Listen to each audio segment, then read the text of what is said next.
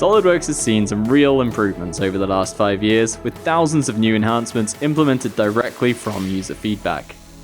The interface has been restyled and refined, and dedicated tools have been added to speed up everyday tasks such as creating a tab and slot or modeling a thread.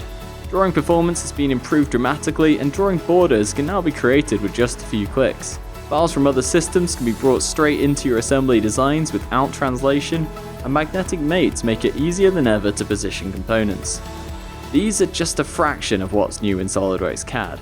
And since 2016, we've also seen the introduction of SolidWorks PCB, along with 3 new products that are included with the subscription: SolidWorks Professional or Premium, SolidWorks PDM Standard, SolidWorks CAM, and SolidWorks Visualize. SolidWorks isn't the only thing that's changed in the last 5 years though. Solid Solutions have merged with CADTech, NT CAD-CAM, Solid Solutions Island, and integrated assets from Pentagon to form the Solid Solutions Group. With over 120 application engineers, we're able to offer a wider range of services and operate more locally to you than ever before. Our training courses now run in 21 venues across the UK and Ireland, where we train over 4,500 customers every year.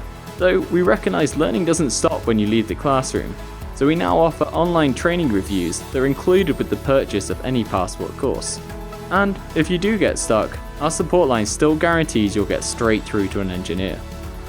For those looking to further develop their skills or get certified with SolidWorks, we run free events for subscribers throughout the year.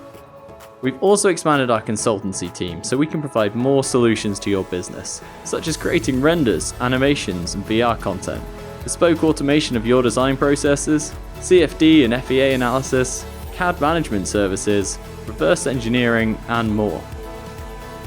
With everything that's changed, we urge you to ask yourself, am I still getting the most out of SolidWorks? And am I still getting the most out of Solid Solutions?